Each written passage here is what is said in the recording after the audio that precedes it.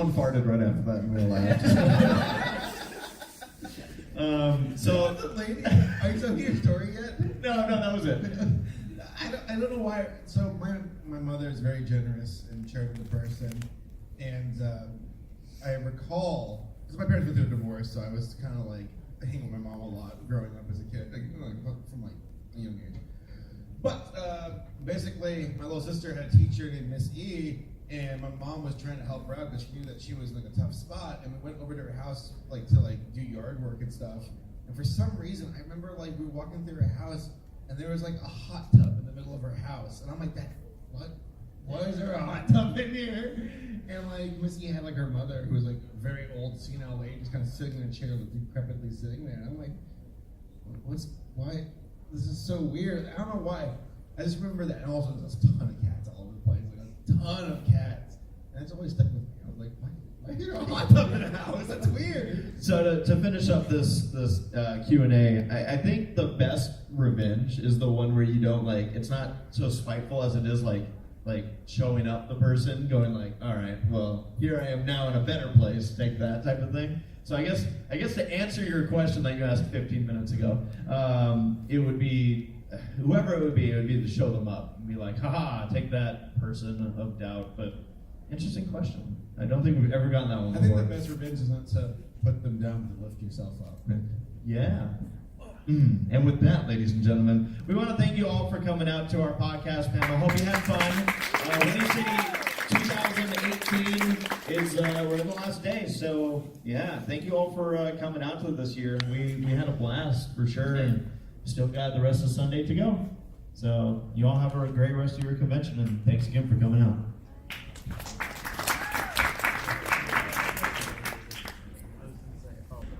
Following that, we did Keeping Friendship Magic, We're Not Flawless. Was hosted by Forward Progress. Whole bit is no pony's perfect. We still seek greatness in ourselves and those around us. Basically kind of going over the shows, the lessons, and trying to teach us. Was presented by a social science major who definitely had gone through a lot of hard times himself. So kind of knew what he was talking about and knew how to present it in a really great way. He did clips from the show. Was really great. So definitely look forward to seeing him again at other conventions and seeing what else he has, because the panel's name for this one was Keeping Friendship Magic, We're Not Flawless.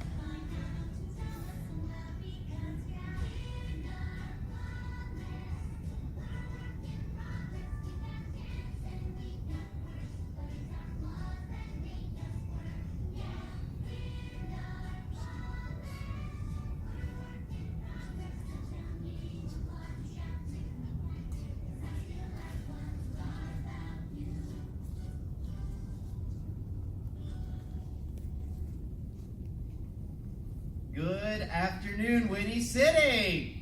Yay!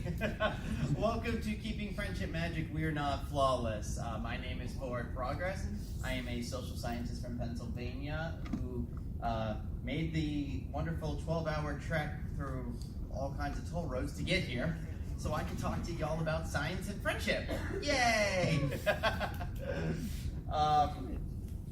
If you haven't been to a Keeping Friendship Magic panel, basically what I do is I fuse social science and social concept with the lessons we learn from My Little Pony in the hopes that we can all kind of learn a little bit more about how to take what we've seen on the show and bring to reality. That song we just watched gave me the spark to make this panel. I had wanted to do one about a couple of these concepts for a while, and then that episode aired, and I'm like, thanks, M.A. Larson. You gave me something to put this together with. I tell you, I think it's my job to just bug Mitch every time I see him too. So what we're going to talk about today is about the concepts of perfection, of how we have expectations not only of ourselves but of others. We're going to talk a little bit about how we interact with our heroes and role models. We're going to talk about the concept of redemption, which is a huge, huge theme of the series. So we're going to start right away with talking about something that I believe in truly, and it's my belief that I start every single one of my Keeping Friendship Magic panels with, and my belief is that bronies have the power to change the world. Anybody else agree with that? Yeah. One. Thank you. I got one. But I've been studying fandom for a few years now, and I've presented at anime conventions, I've presented at pony conventions, and one thing that I really feel is that there's a lot we can learn in fandoms and fandom interactions that we can use to bring to the broader scope of our world to learn how we can get along together better and solve our kind of big real-world problems that are a little bit bigger than who is best pony. So, we're going to start talking today about this concept of flat out, no pony is perfect. And we really got this in season 4, all of season 4. So let's kind of have a little breakdown. I've been reading our journal, and there's something interesting about the sections that Discord bookmarked. Applejack, do you remember when you had to tell every pony that the tonic Granny bought from the Flim Flam Brothers didn't really work? How could I forget? It was one of the hardest things I ever had to do.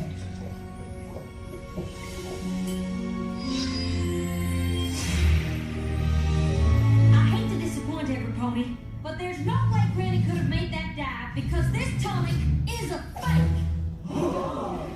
But in that moment, I knew I had to be honest. I just knew it.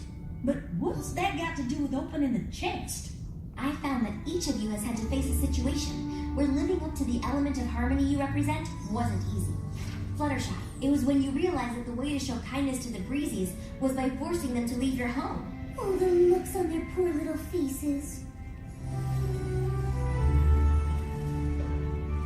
But I knew that as difficult as it was, pushing them away was the kindest thing I could do. Rarity, even after Surrey took advantage of your generosity at Fashion Week in Manhattan, you didn't let it cause you to abandon your generous spirit.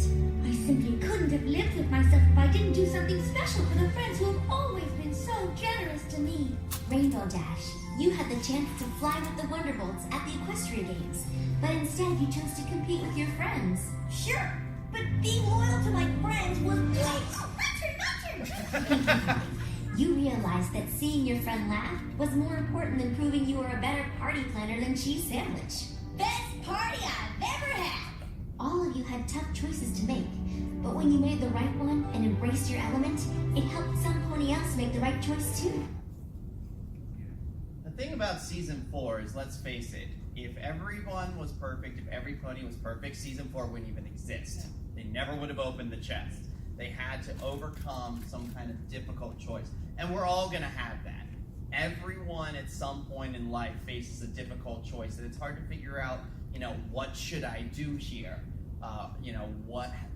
What is the right call to make? And sometimes it feels like there's not a right call to make, and you really have to dig down in yourself.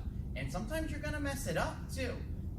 Let's talk about Rainbow Dash, for example. Rainbow Dash starts off, going with the Wonder Balls and really just ignoring her friends entirely, ignoring Bulk Biceps and Fluttershy for the relay, and completely kind of like letting their training go downhill, so to speak. And only when she realized, like what she was doing, and she had to make that difficult choice, and deep down in, that she was able to kind of do the right thing.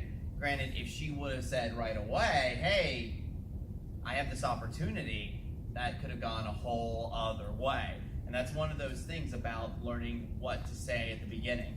I want to talk about another episode. We'll dig a little deeper into One Pony's episode in season 4 that I really feel sums up a lot of that, having to make difficult decisions and not knowing right away which one to make. Charlatan sold my granny a bottle of tonic, and now she's up acting like a filly again. What's so bad about that? If she keeps gallivanting around like a yearling, she's apt to drop from exhaustion, or worse. What's more, I know for a fact that your friend here is dressing up as a different pony every night so he can pretend to be cured. Oh, well, that's quite an accusation. But let's say that it's true. Hypothetically, theoretically, as I understand, your granny was a famous aqua pony. The star of the show once upon a time. But has you set so much as a hoof in the water since? Until today, that's right. Well, then even if our tonic were nothing more than a mixture of apple juice and beet leaves, hypothetically, theoretically, the fact is that Granny is happier now than before she tried. I guess. So, the question is, do you really want to be the pony who takes all that happiness away? There you are!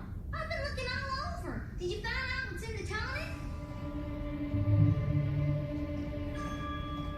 Honestly, Apple Bloom, as long as it works, I don't suppose it really matters.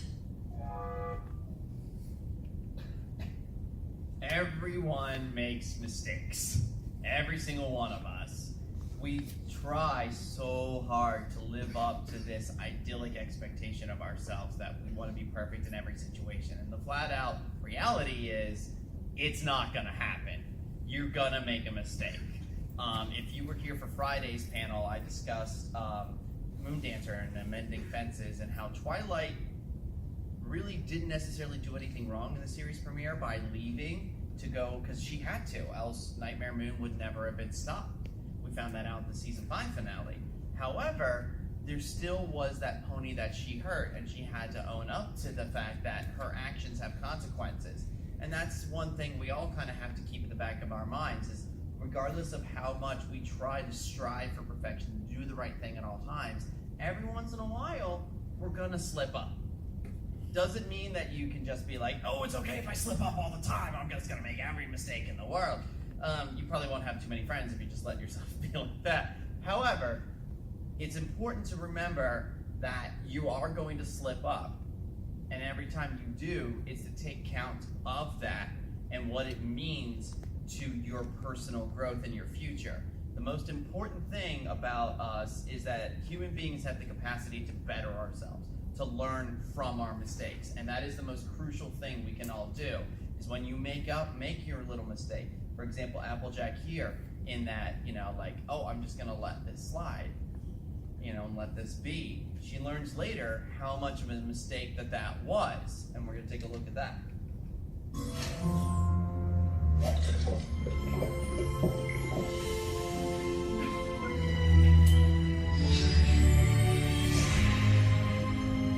I hate to disappoint every pony, but there's no way Granny could have made that dive, because this tonic is a fake.